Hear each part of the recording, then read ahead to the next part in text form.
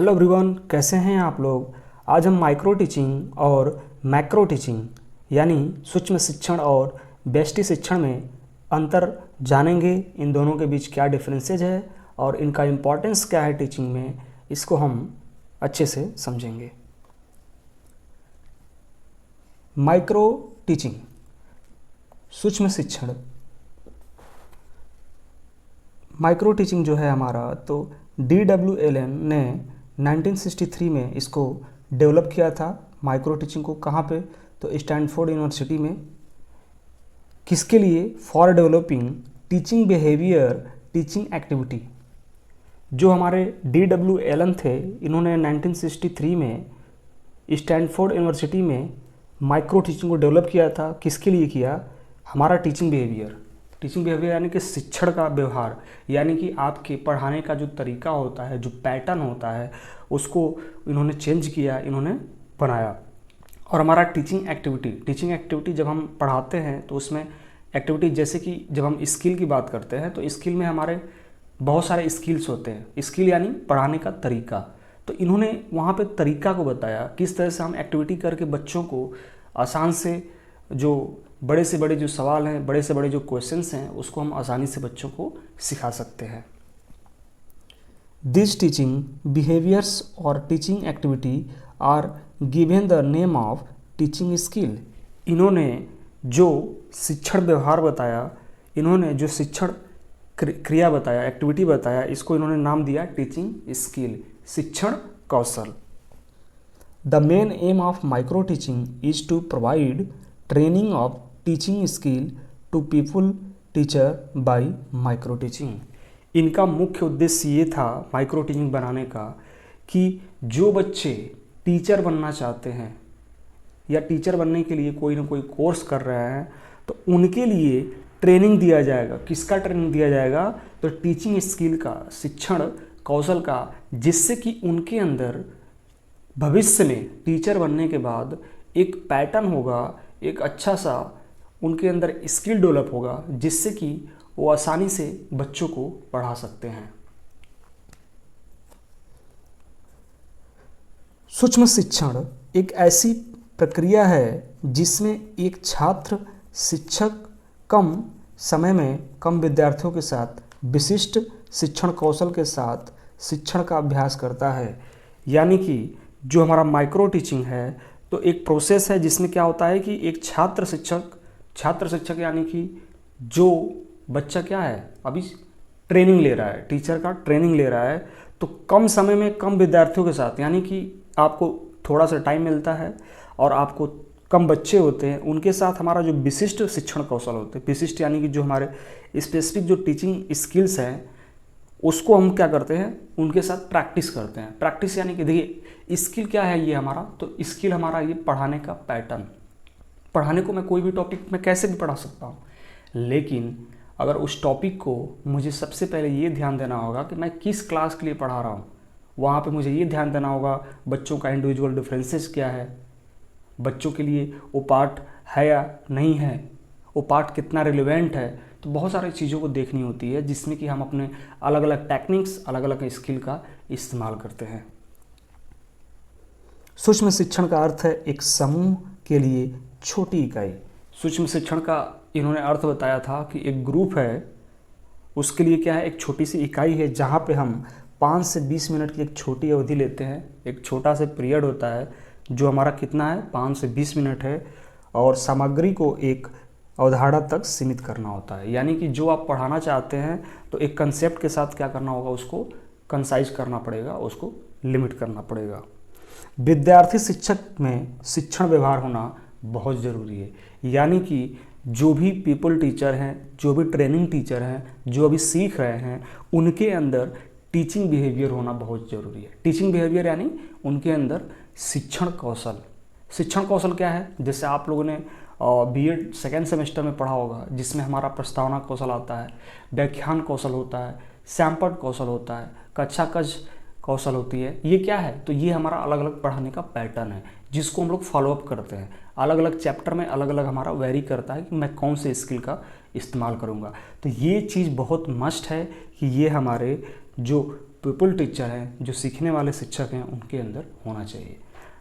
W Elon ने जो है एक चक्र बताया माइक्रो टीचिंग में, जिसमें उन्होंने बताया कि हम प्लान क्या होता है हमारा, तो जो भी मैं पढ़ाना चाहता हूँ बच्चों को, तो प्लान मैं ये घर से करके आता हूँ, जिसमें लेसन प्लान होता है, पाठ योजना बनाते हैं, जिसमें हम बच्चों के इंडिविजुअल डिफरेंसेस, हमारा क्या उद्देश्य है, चैप्टर को कंसाइज करते हैं, चैप्टर को भाषा को हम सरल करते हैं, और सरल करने के बाद अपने भाषा में इसको इम्प्रोवाइज करके बच्चों के सामने पेश करते हैं।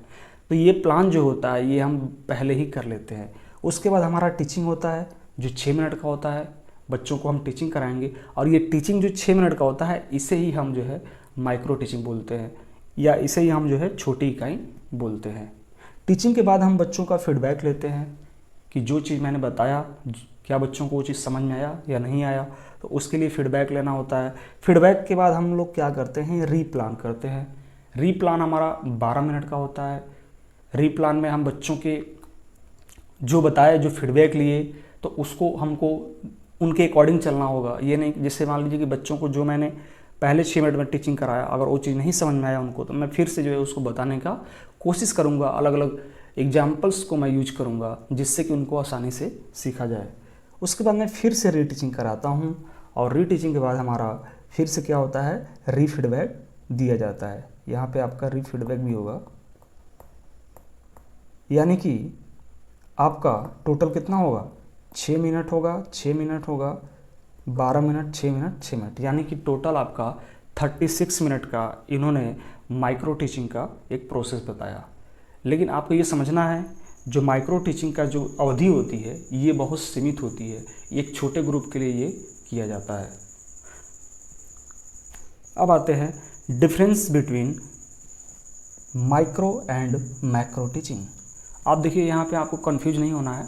माइक्रो टीचिंग जो डब्ल्यू एलन ने जो दिया कि 36 मिनट है, 36 मिनट हमारा माइक्रो टीचिंग का पूरा उन्होंने प्रोसेस का नाम दिया है। लेकिन जब ये आप 36 मिनट करते हैं, जब एक बड़े ग्रुप में और एक बड़ा अवधि लेके करते हैं, वो आपका मैक्रो टीचिंग हो जाता है। ठीक है, माइक्रो टीचिंग आपका जो शुरुआत का जो टीचिंग होती है 6 मिनट का, वो आपका माइक्रो टीचिंग के अंतर्गत आता है। ठीक है, चलिए इसमें आपको कंफ्यूज नहीं होना है। Micro teaching and macro teaching are two approaches to teacher training, यानी कि जो हमारा माइक्रो टीचिंग है और जो हमारा मैक्रो टीचिंग है, तो ये जो हमारे पीपल टीचर हैं, जो हमारे सीखने वाले जो शिक्षक हैं, इनके लिए क्या है, ये विभिन्न पहलू है, यानी सीखने का एक क्या है, ट्रेनिंग तरीका है। यानी टीचर क्या करते हैं, पीपल टीचर माइक्रो टीचिंग से भी चीज़ों को सीखते हैं और मैक्रो टीचिंग से भी सीखते हैं। माइक्रो टीचिंग इनका क्या है, तो इनका फाउंडेशन है, और जो मैक्रो टीचिंग होता है वो पूरा एक बिहेवियरल अप्रोच है। Focus on different aspect of teaching and learning, यानी कि जो हमारे शिक्षार्थी हैं, सीखने वाले जो टीचर हैं, वो किस पे मेन फोकस करते हैं, डिफरेंट एस्पेक्ट मतलब कि विभिन्न पहलुओं पे, किसके, शिक्षण और अधिगम के, यानी कि सीखने और सिखाने के डिफरेंट को एस्पेक्ट को ये फोकस किया जाता है। आइए आते हैं इसके, here a basic overview of differences. क्या डिफरेंसेज इनके, सबसे पहले हमारा है scope.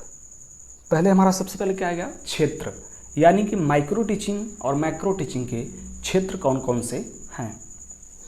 Micro teaching focus on small, यानी कि छोटा ग्रुप, स्पेसिफिक टीचिंग स्किल, इसके अंदर क्या होती हैं, विशिष्ट शिक्षण कौशल होते हैं, स्पेसिफिक कौशल्स होते हैं, और एलिमेंट्स ऑफ अ लेसन, इसमें क्या होते हैं कि बहुत सारे जो तत्व हैं, जो आपको पाठ के जो ध्यान दिया जाता है उसके लिए जो एलिमेंट्स रखे जाते हैं, सच एज क्वेश्चंस टेक्निक्स, यानी कि जो बच्चों से आप क्वेश्चनिंग कर रहे हैं तो उस टाइम आपका कौन कौन सा टेक्निक्स यूज हो रहा है उसको देखा जाएगा।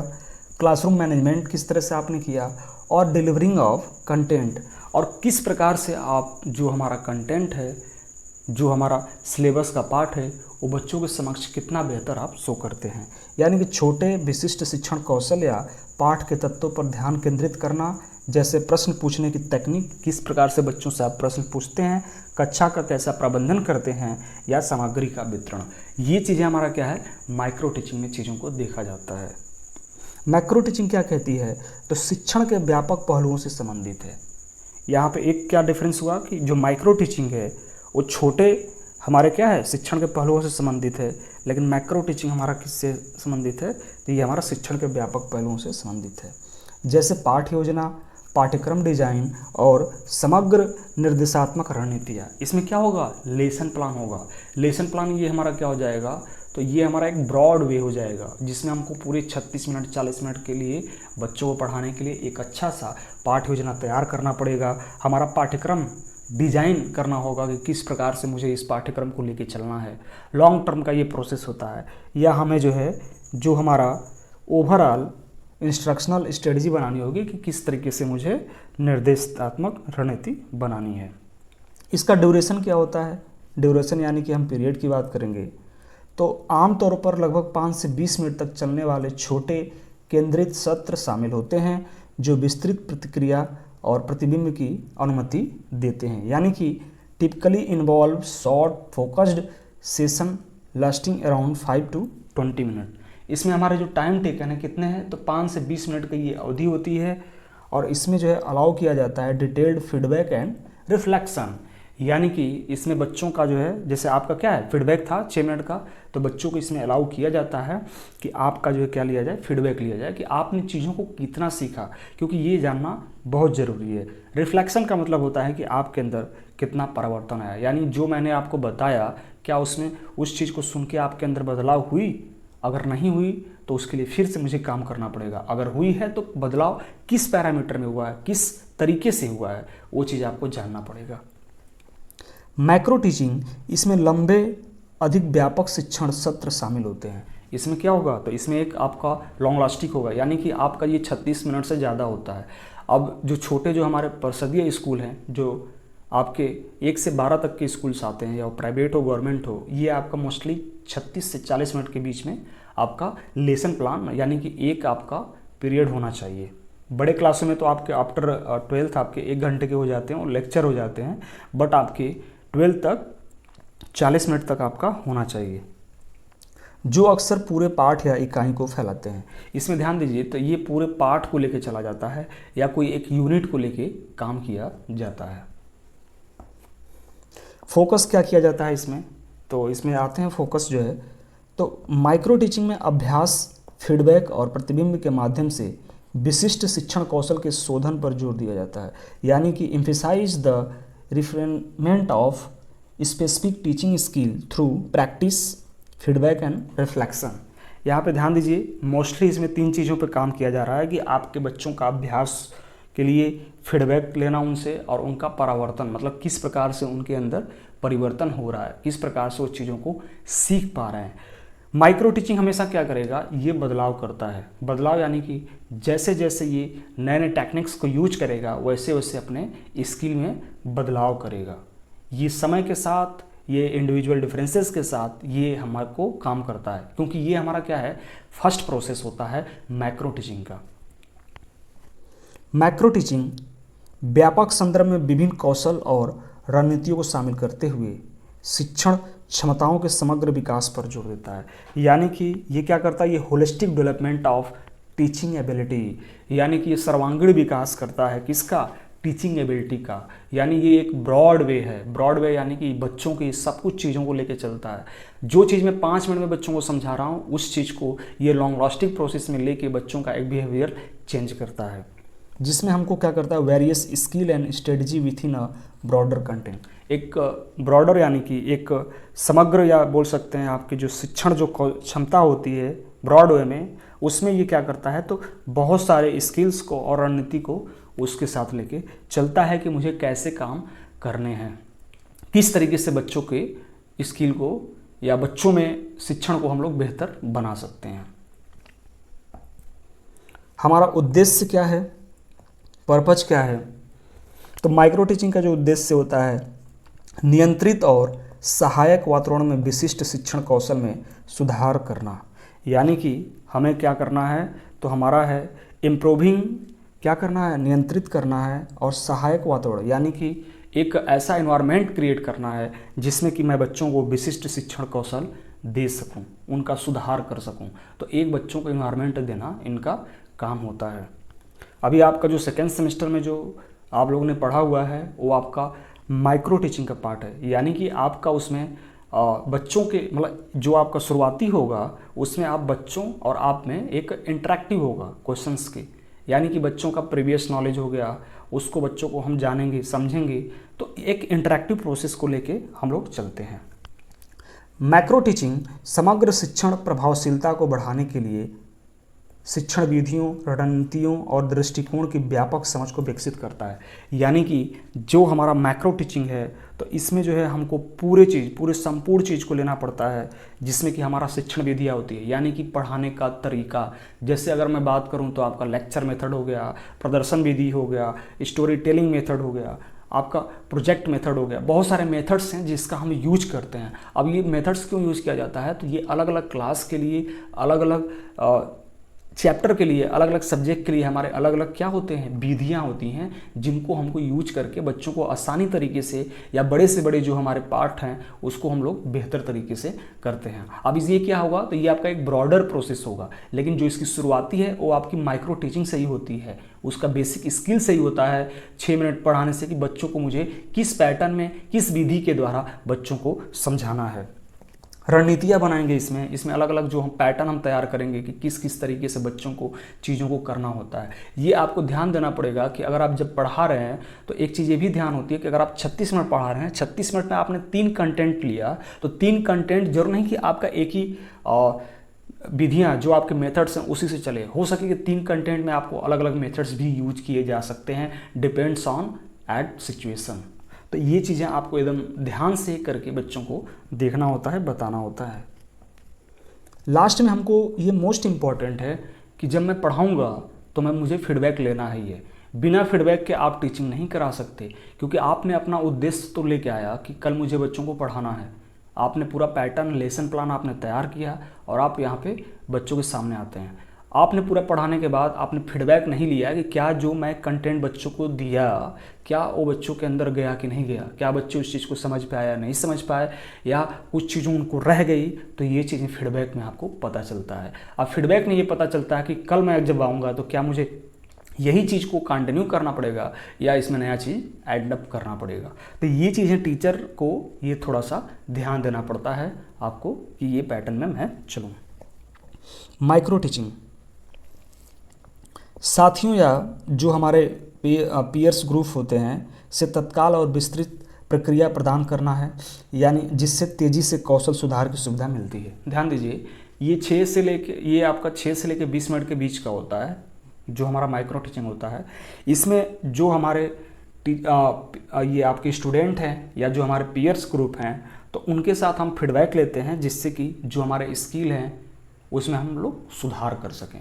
स्किल यानी कि आपका पढ़ाने का तरीका, मैंने बताया आपको, जैसे इंट्रोडक्शन स्किल, व्याख्यान कौशल, आपके श्यामपट कौशल हो गए, आपके कक्षा कश विधि हो गए, आपके स्टिमुलस कौशल हो गए, उद्दीपक कौशल, बहुत सारे कौशल्स हैं जिसको कि हम लोग लेके यूज करते हैं और उसको बेहतर बनाते हैं। तो इसका काम क्या होता है हमारा, तो इसका काम होता है फीडबैक का, कि बच्चों को जो मैं दे रहा हूँ उसको क्या उन्हें समझ में आया या नहीं आया।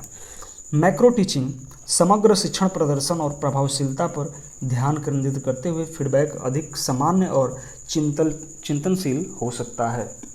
यानी कि फीडबैक में भी मोर जनरल एंड रिफ्लेक्टिव। इसमें क्या होती है कि फीडबैक जो है, यानी कि देखिए ये लंबा आपका पैटर्न है, 40 मिनट 45 मिनट अगर टीचर पढ़ाता है आपको, तो इसमें फीडबैक का जो प्रोसेस होता है एक जनरल होता है। जनरल यानी कि वो सभी के लिए सामान्य होगा, इसमें इंडिविजुअल को थोड़ा सा ध्यान कम हो पाता है। और इसमें रिफ्लेक्टिव होगा। रिफ्लेक्टिव यानी कि इसमें बच्चों का चिंतनशील चीज़ों को सीखा जाएगा। यानी कि बच्चों ने सबसे पहले बच्चे क्या किए कि जो मैंने इंट्रोडक्शन दिया, इंट्रोडक्शन में किस में दे रहा हूँ, तो इंट्रोडक्शन में माइक्रो टीचिंग में दे रहा हूँ चैप्टर के बारे में, जिसमें हमारा क्या होगा, तो मेमोरी स्किल का यूज हो रहा है। दूसरी बात, जब हम इंट्रोडक्शन दिए, इंट्रोडक्शन के बाद जब मेमोरी स्किल बना बच्चों का, फिर उनके अंदर अंडरस्टैंडिंग आएगी। अंडरस्टैंडिंग के बाद उस चीज़ को रिफ्लेक्ट करेंगे, वो अपनी चीज़ों को अपने इम्प्रोवाइज करके अपने भाषा में चीज़ों को सामने देंगे। तो मेन जो हमारा मैक्रो टीचिंग होता है इसमें यही फोकस किया जाता है कि अगर मैं मेमोरी लेवल यानी कि बच्चे का मैं स्मृति स्तर तक स्टार्ट किया, शुरुआत किया, तो कहाँ तक जाए, तो हमारा रिफ्लेक्टिव तक चला जाए, इसलिए हमको क्या करना पड़ता है, तो focusing on overall teaching performance and effectiveness, यानी कि मुझे किसको फोकस किया जाता है, ओवरऑल टीचिंग परफॉर्मेंस को, कि बच्चों ने ओवरऑल क्या चीज़ों को सीखा। यानी ये बोल सकते हैं हम लोग कि जो हमारा मैक्रो टीचिंग है, ये हमारा मैक्रो टीचिंग जैसे सेमेस्टर का जब हम बच्चों से असेसमेंट कराते हैं, मेजरमेंट कराते हैं, तो ये हमारा मैक्रो टीचिंग, मतलब इसमें हम बच्चों का पूरा टीचिंग परफॉर्मेंस को ध्यान देंगे और बच्चों का फीडबैक को। तो ये चीज़ें देखिए मोस्ट ऑफ द इसको थोड़ा सा देखना होता है। आते हैं पूरे समरी में, संक्षेप में। माइक्रो टीचिंग छोटे और लक्षित सत्रों में, लक्षित सत्रों यानी कि स्पेसिफिक जो हमारे स्किल्स हैं, विशिष्ट स्किल्स हैं, शिक्षण कौशल पर ध्यान केंद्रित करता है। यानी कि जो हमारे माइक्रो टीचिंग है वो क्या करेगा, तो ये specific teaching skill in short या टारगेट सेशन लेता है, छोटे छोटे जो हमारे सेशंस होते हैं उनको टारगेट करता है। और ये जो हमारे विशिष्ट शिक्षण कौशल हैं, जिसमें कि विशिष्ट शिक्षण कौशल जो हमारे बच्चों में बनाना चाहते हैं, यानी कि जो मैं चाहता हूँ वो चीज़ें हैं। आपको अभी आगे 3rd सेमेस्टर में ही पता चलेगा कि एक आपका होता है विशिष्ट उद्देश्य और एक आपका होता है सामान्य उद्देश्य। जो हमारा सामान्य उद्देश्य होता है ये हमारा सब्जेक्ट ओरिएंटेड होता है, यानी कि हमारा विषय केंद्रित होता है। जैसे मैं हिंदी पढ़ा रहा हूँ तो हिंदी पढ़ाने का मेरा मुख्य उद्देश्य क्या होगा, हिंदी पढ़ाने का, तो ये हमारा क्या होगा, ये हमारा सामान्य उद्देश्य होगा। लेकिन मैं हिंदी में संज्ञा पढ़ा रहा हूँ, मैं हिंदी में कोई पोएम का चैप्टर पढ़ा रहा हूँ, मैं हिंदी में कोई व्याकरण का चैप्टर पढ़ा रहा हूँ, जैसे संज्ञा कोई भी, वो हमारा क्या हो जाता है, तो वो हमारा विशिष्ट जो है उद्देश्य होती है। उसी तरीके से यहाँ पे भी माइक्रो टीचिंग में स्पेसिफिक जो हमारे टीचिंग स्किल हैं, जो हमारे मेन स्किल्स हैं उसको किया जाता है। और जो हमारे मैक्रो टीचिंग होती है उसमें हम सामान्य उद्देश्य स्किल को लेके चलते हैं, जो सभी के लिए जनरल होता है। मैक्रो शिक्षण लंबे अधिक व्यापक संदर्भ में किया जाता है। दोनों दृष्टिकोण शिक्षण, प्रशिक्षण और विकास के लिए मूल्यवान है। ये ध्यान देना आपको बहुत ज़रूरी है कि चाहे वो आपका माइक्रो टीचिंग हो, चाहे वो आपका मैक्रो टीचिंग हो, हमारे जो है टीचिंग ट्रेनिंग के लिए बहुत इम्पॉर्टेंट है। इसलिए इम्पॉर्टेंट है क्योंकि माइक्रो टीचिंग हमारा बुनियादी जो मेन स्ट्रक्चर होता है उसको बताता है, और मैक्रो टीचिंग ओवरऑल जो हमने सीखा उस चीज़ को एक जनरलाइज करके उसको काम करता है, जिससे हमको लाभ और दृष्टिकोण प्रदान होती है। यानी कि मुझे बेनिफिट्स और एक पर्सपेक्टिव पता चलता है कि किस तरीके से मुझे काम करना है। अब एक चीज़ों को हम लोग समझेंगे। इसमें आपको बस एक चीज़ ये ध्यान देना है कि माइक्रो टीचिंग जो हमारा है इसका जो टाइम पीरियड है आपका 6 से 10 के बीच में आता है। यानी कि ये छोटे पीरियड का रहेगा आपका। ये जरूर नहीं, छोटे पीरियड में ही आपको बच्चों को टीचिंग स्किल के बारे में बताना है, उनका फीडबैक लेना है, उसके बाद आपको रीप्लान करना पड़ेगा, फिर आपको रीटीचिंग करना, ये प्रोसेस होता है। लेकिन जो आपका मैक्रो टीचिंग है ये आपका ब्रॉड प्रोसेस है, जिसमें आपका 36 से 40 मिनट के बीच में सभी चीज़ों को रखा जाता है। जो आपका शुरुआत का 6 मिनट का टीचिंग होता है उसे ही हम लोग माइक्रो टीचिंग कहते हैं। WDLM ने पूरे ओवरऑल जो हमारा 36 मिनट का जो प्रोसेस है, जिसमें कि हमारा माइक्रो टीचिंग मैक्रो टीचिंग दोनों को लिया जाता है, उसको उन्होंने पूरे को क्या कहा, माइक्रो टीचिंग का नाम दिया। माइक्रो टीचिंग हमारा क्या है, तो माइक्रो टीचिंग हमारा जो है टीचिंग स्किल है, हमारा क्या है, शिक्षण कौशल है। यानी शिक्षण कौशल यानी कि एक तरीका है, एक पैटर्न है पढ़ाने का, जिससे कि बच्चों के क्वेश्चंस को, बच्चों को हम जो चीज़ परिवर्तन करना चाहते हैं उनमें, वो चीज़ को हम लोग बेहतर तरीके से कर सकें। क्योंकि अलग अलग आपके डिफरेंसेज होते हैं, इंडिविजुअल डिफरेंसेस देखा जाता है, वहाँ पे बच्चों का टाइप्स होता है चीज़ों को, तो सभी चीज़ को हम लोग ध्यान में रख के इस स्किल को रखते हैं, जिससे कि हम बेहतर तरीके से बच्चों को जो पढ़ाना चाहते हैं, जो उनमें परिवर्तन करना चाहते हैं, उसको कर सकें। Thank you.